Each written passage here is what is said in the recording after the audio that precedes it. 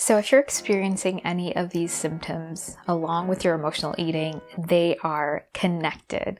So if you are new here, welcome. My name is Michelle. I'm a certified holistic nutritionist specializing in emotional eating. And today I wanted to share with you how certain symptoms are connected to your emotional eating pattern. They might seem separate, but I'm going to show you how they're all interconnected. And that's why it's so important to get to the root of your emotional eating, because that is what's creating all of these ripple effects. So emotional eating is a coping mechanism, and it begins in childhood. It's where we use food to sort of numb out and cope with any discomfort or distress that's coming up in our life, because we didn't have parents or caregivers that were able to help us move through this discomfort, help us regulate our nervous system and get back to a state of calm. This is really key and important because we have to look at this physiologically. When our nervous system is in fight or flight, which is what happens when we're coping, we're in a survival mode, this turns on all of these different symptoms and can lead to bigger and bigger symptoms down the road. When we are in rest and digest, that turns on another set of, we can call symptoms, or a mode in our nervous system. It is a more pleasant mode to be in, and it's where we want to be in most of the time.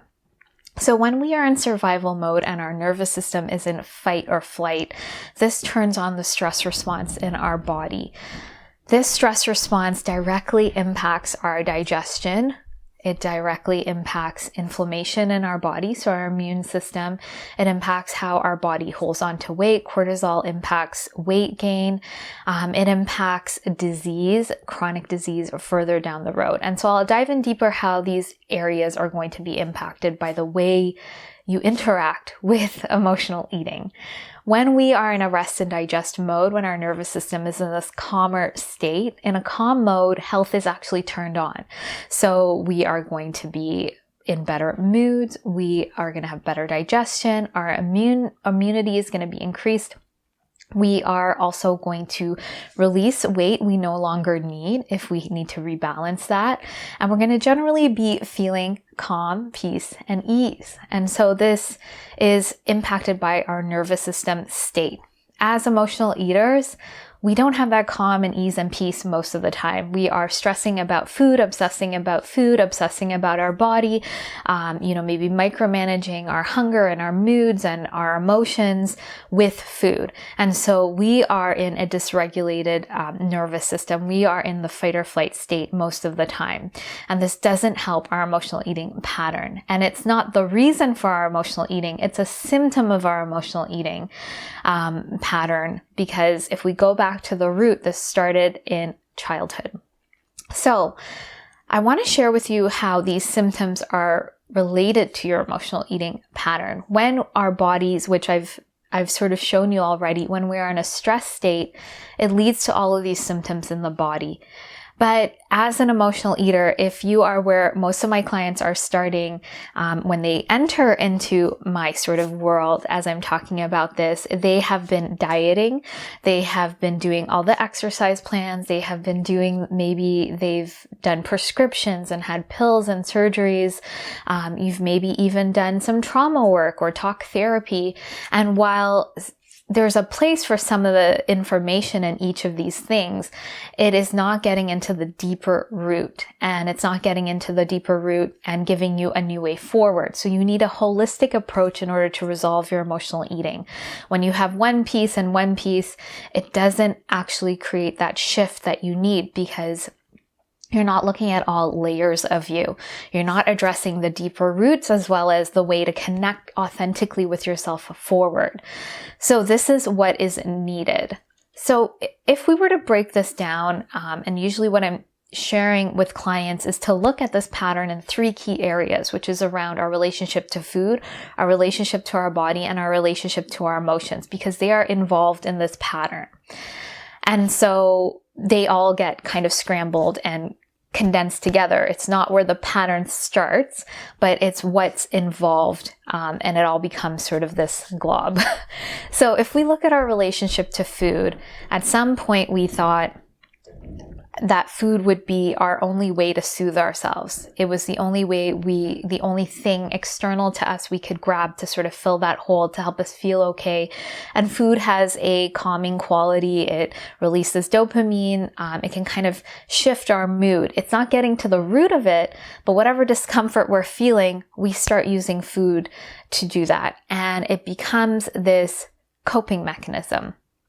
And it's not just carrots and celery we're eating. We are going towards the foods that give us the biggest bang for our buck, which are going to be more processed foods. And because it kind of takes the edge off of the discomfort we're feeling, the deep pain we're in. And so we start using food in this way. When we start using food in this way, it impacts our body physiologically, because those processed foods are not nutrient dense. We're also eating when we're not actually hungry, so it starts damaging our digestive system. Those processed foods are not going to be giving to our body, so we are starting to impact. We're eating them when we're already having underlying stress, so we're damaging our digestive system in multiple ways, and this leads to, we're already in a stress state, inflammation. These foods are inflammatory. We're just adding fuel to the fire. And because our nervous system is already in this fight or flight mode, we're adding foods that are going to increase that. So we're adding more stress to the body, more inflammation. This is where symptoms of weight gain and disease and all this start piling up. Because we're using food as a drug, essentially, as this numbing tool. And so this starts creating this row of consequences. But if you notice, we went to food because there was a deeper root issue around our emotional eating.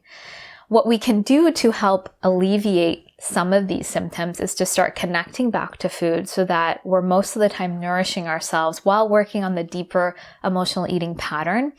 We're learning how to discern true from emotional hunger, because that's very confusing when you're an emotional eater.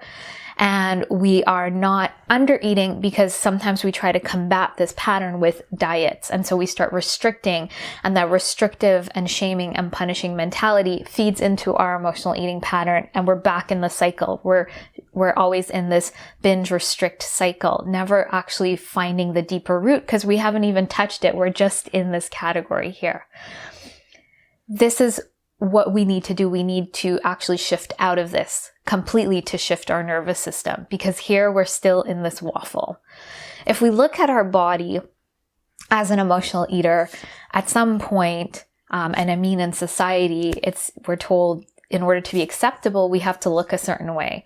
We have to be in a certain body. But if you weren't given that deeper nurturance of being accepted and having your deeper needs met, you're chasing acceptance in any way you can find it. And that's in a specific body. If you had to look a certain way for your parents, or maybe to be with a partner, or whatever it is, you're chasing that. And so the way we've been taught to do that is to punish our bodies. 95% of people at the gym don't like their bodies. They are chasing something. The mindset of chasing and punishing yourself is critical. So be honest with yourself. How do you talk about your body? That critical mindset is in a stress state. You would not criticize yourself if your nervous system was in a calm state. So you're already in a mode that is giving you, turning on symptoms. You're already in a stress state, and you're going to be impacting your digestion. You're going to be impacting your body's composition. You're impacting your sleep schedule. All of these things are going to be impacted just by that stress. And then you add fuel to the fire by punishing your body. And so you're playing into the shame spiral, because you punish your body, you feel shame, then you go to food to soothe.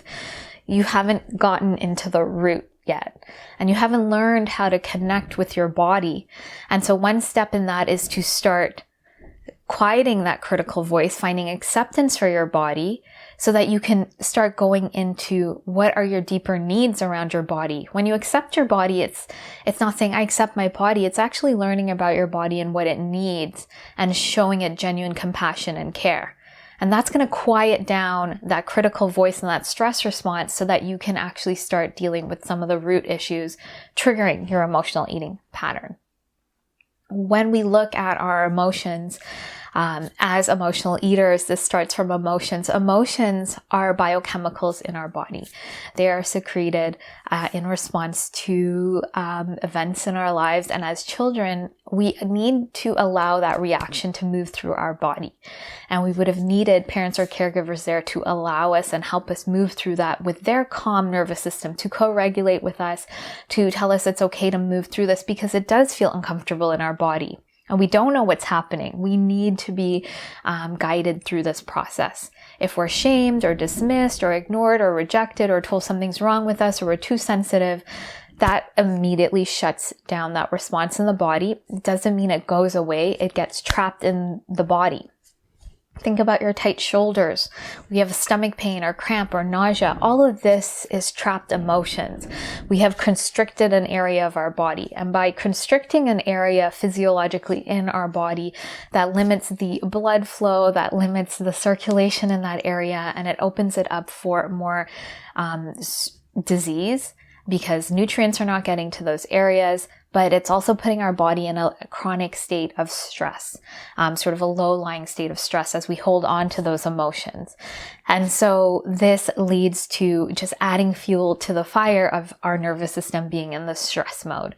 We need to shift out of this. And how do we do that? We actually need to get into the body somatically and process these specific emotions dealing with our emotional eating pattern so that we can integrate them and process them and then move forward in a powerful way, meeting our true needs. This is a doorway to getting into what are our true needs. So all of these areas, what we've been taught in our society, and when we're dealing with our emotions with talk therapy, we are just at the surface. We're not getting into the body. We're just talking about them. We're not actually moving through an embodied experience of them. So they remain trapped. We can talk about a tight ball in our stomach all we want.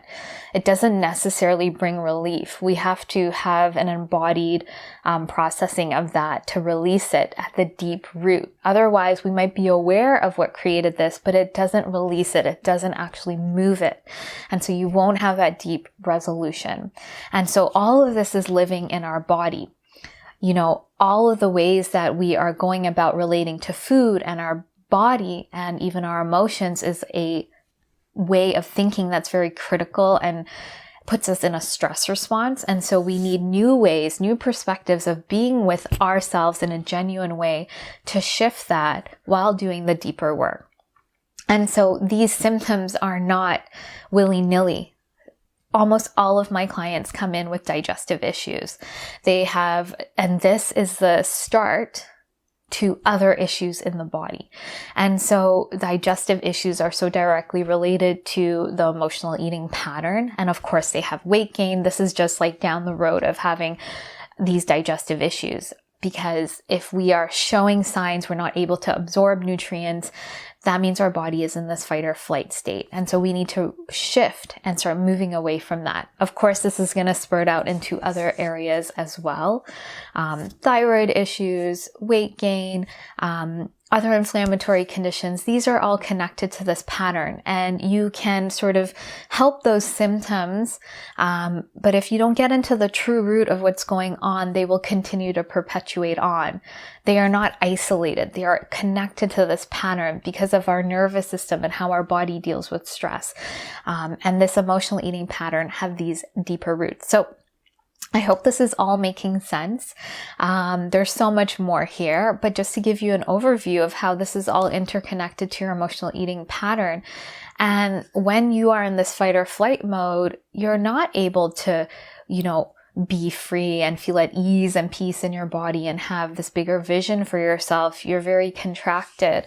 And so you have to look at all of these symptoms popping up. And I didn't even go into relationship dynamics or any of this. That contributes because I just wanted to focus on the physical symptoms. But this is what's happening with your pattern. And it is very interconnected, and all of these pieces are interconnected, and it's important that you start unraveling this. When I started this journey, I had a lot of digestive issues and other issues because I couldn't nourish myself. It's hard to be eating the right foods when you have this pattern. It's hard to take care of your body when you feel so badly about it. It's hard to move through those deeper emotions creating this when you don't know how. And so all of this is interconnected. So if this is resonating for you and you are ready to start resolving your emotional eating from the root, if you can finally feel confident in your body and around food, I would love to invite you to find out more about the Emotional Eating Evolution Program. This is a 12-week container, a step-by-step process, and we dive into all of these areas around food, your body, your emotions, and you have tons of strategies around optimizing your digestion, connecting back to your body, and starting to move through those emotions so that you can start feeling and resolving your emotional eating from the root and seeing that ease, peace, and confidence in your body and a relief in a lot of symptoms around digestion and mood. So if you are ready to dive in, you can find out more at the link below. So thank you so much for watching. If you have any questions, please let me know. Please be sure to like and subscribe. And I look forward to sharing more with you, and I hope you have a great day.